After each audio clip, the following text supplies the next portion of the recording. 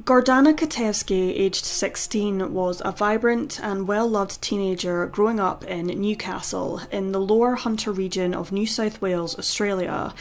Born on December 29, 1977, she, her older sister Carolina, aged 22, and younger brother Damien, aged 11, grew up alongside their parents, Branko and Peggy Kotevski, in a close-knit Macedonian-Australian community. Gordana was known for her kind-hearted nature, infectious laughter, and a strong bond with her relatives. She enjoyed spending time with family and friends, with dancing, shopping trips, and social outings being among her favourite activities.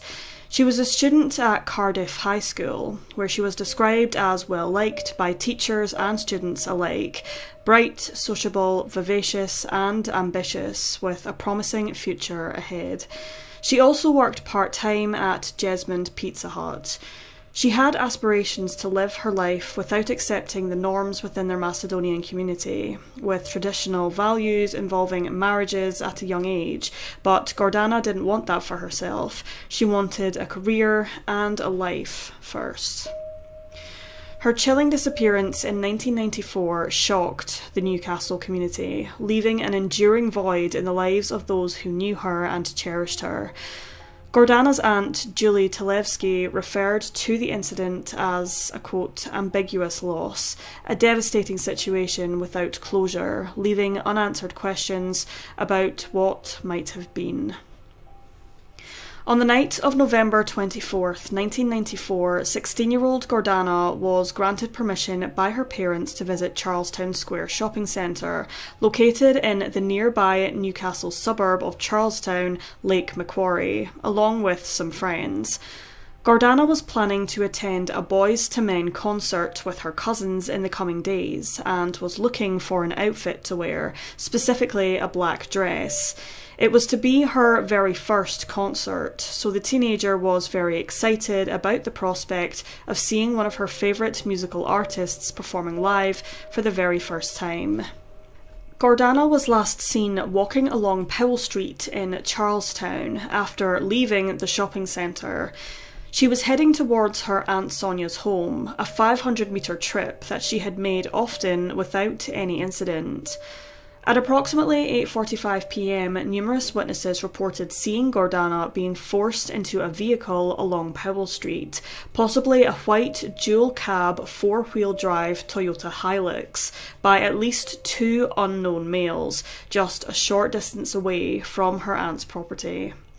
Sketches of the men seen abducting Gordana were later drawn up after reviewing witness testimonies and through hypnosis sessions. One was described as blonde-haired, with a tanned complexion and in his 20s. The other, the driver of the vehicle, had dark hair. Her personal belongings, including her shopping bag containing her dress and her wallet, were later discovered discarded on the side of the road, marking the last physical traces of Gordana's existence.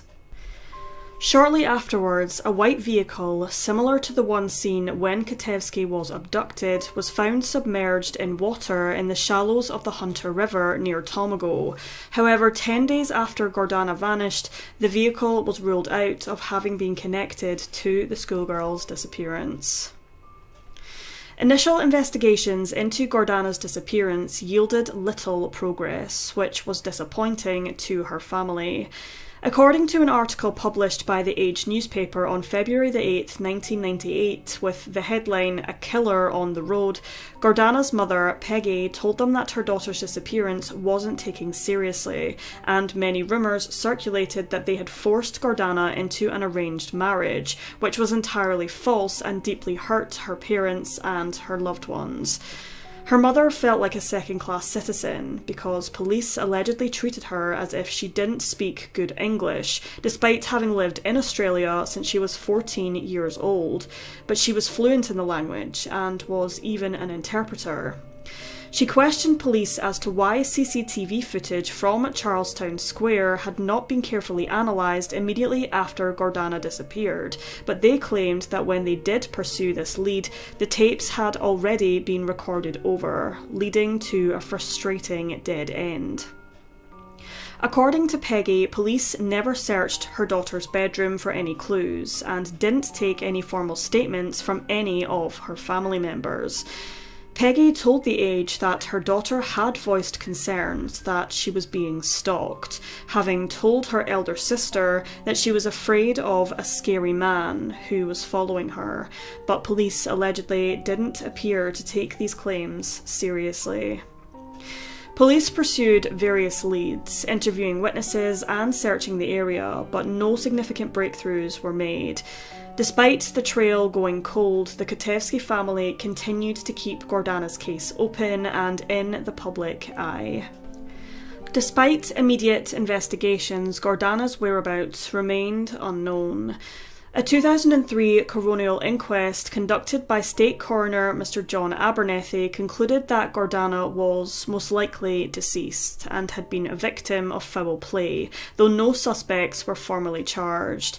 In the years following her disappearance, investigators faced challenges due to lack of concrete evidence, making it difficult to determine who was responsible for Gordana's abduction. Sadly, many more questions remain in this case than answers. It's unclear if any sort of forensic examination was conducted on the 16-year-old's shopping bag and purse that were found on the side of the road near to the abduction site, though it's likely nothing of significance was found if those tests were conducted. We simply don't know at this juncture who abducted the high school student, nor what the motive was behind it. There is no way of knowing with such little evidence whether Kotevski is alive or dead.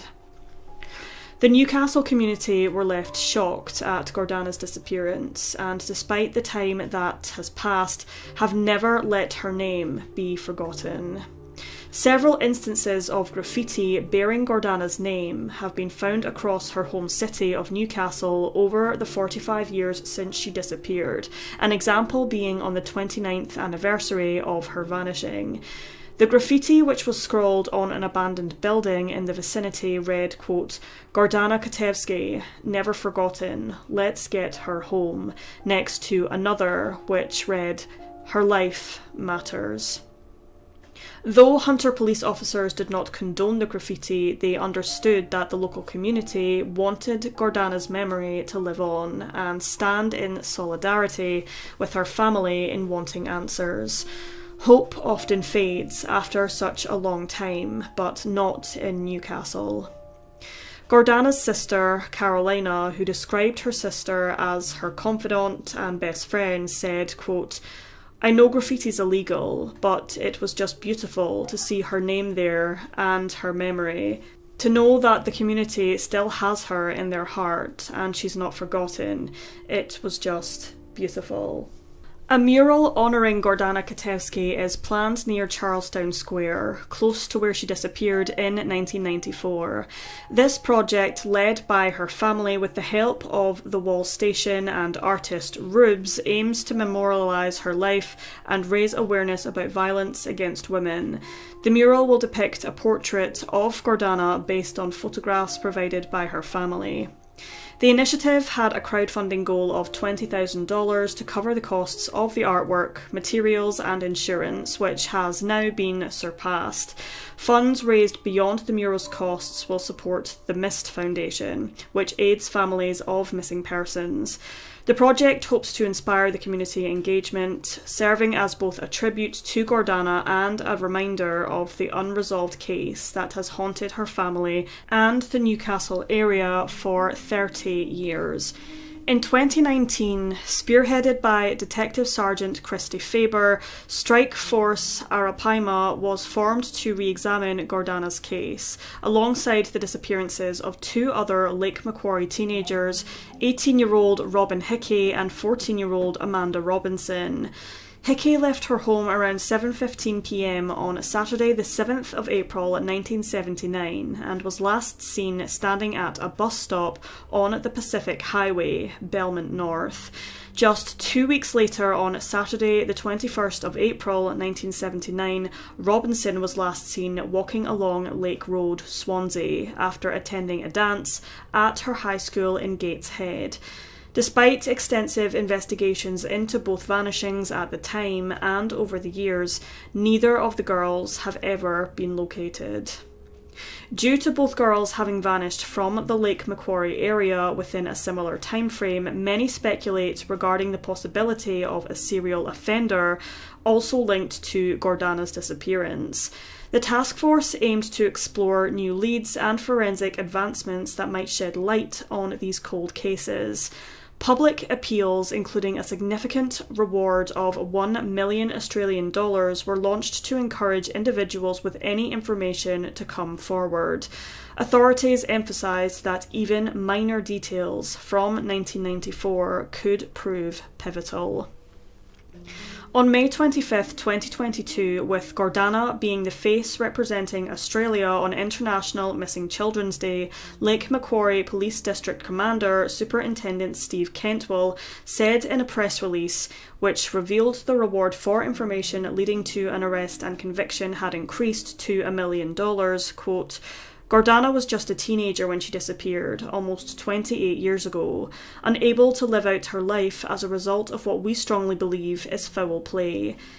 There are people out there, perhaps not just in the Lake Macquarie community, but elsewhere in the Hunter region, around the state and even the country, who have vital information which could help Strike Force Arapaima detectives. We have a dedicated team of detectives continuing to re-examine this investigation, and we hope this reward could spark some people's memories from 1994. Anything which could assist investigators. Please come forward." Although Gordana, Robin, nor Amanda have ever been found, the task force investigative efforts thus far have resulted in a 62-year-old man being charged with multiple offences regarding abducting another 16-year-old in the Gateshead area of Lake Macquarie in 1980 with intention to sexually assault and intentionally harm her. When the charges were laid, the male individual was already serving a prison sentence for sexual assault against 2 women in 1980 and 1997. Despite the breakthrough in this particular case, sadly there is no evidence to suggest that the man in question is at all linked to the vanishings of Gordana Kotevski, Robyn Hickie or Amanda Robinson. Detective Sergeant Christy Faber, who created Strike Force Arapaima, said of Gordana's disappearance and the profound impact it has had on Australians over the years, quote, "I think it resonates strongly because it's quite unbelievable and hideous to think that a young girl was walking only 500 metres to where she was heading from, a local shopping centre. This was such an opportunistic crime, and I think that's what resonates, is that it could have been any of our children or any of our teenagers walking in the same place." Gordana's aunt said, quote, "Not a day goes by that we don't think about the what-ifs. Gordana was young, joyous, innocent, and then she was gone. There's no closure. You're always thinking, what happened? Where is she? Please, if you know something, say something. We need to find out what happened to our Gordana." Her mother, Peggy, told the Sydney Morning Herald newspaper that since her daughter's disappearance, she experiences, quote, "the pain of 1,000 daggers in my heart every day." Gordana's disappearance has had a profound impact on her loved ones, and as the years have passed, many were fearful that Gordana's case would simply become a statistic, but not her mother. Quote, "My daughter is not a statistic. No missing person is. She was the light of our lives, and I will never stop searching for answers. My family will always keep her memory alive, so her light forever shines bright." Police and the Kotevski family have not given up hope that someone will come forward with the crucial information they are looking for, which will provide the breakthrough they need. 30 years have passed, but Gordana has not been forgotten by her family, friends, or her community, who continue to pursue their quest for justice and answers. Anyone with any information regarding the disappearance of Gordana Kotevski or regarding Strike Force Arapaima's 2 other missing persons cases, Amanda Robinson or Robyn Hickie, are urged to contact Australian Crimestoppers at 1800 333 000.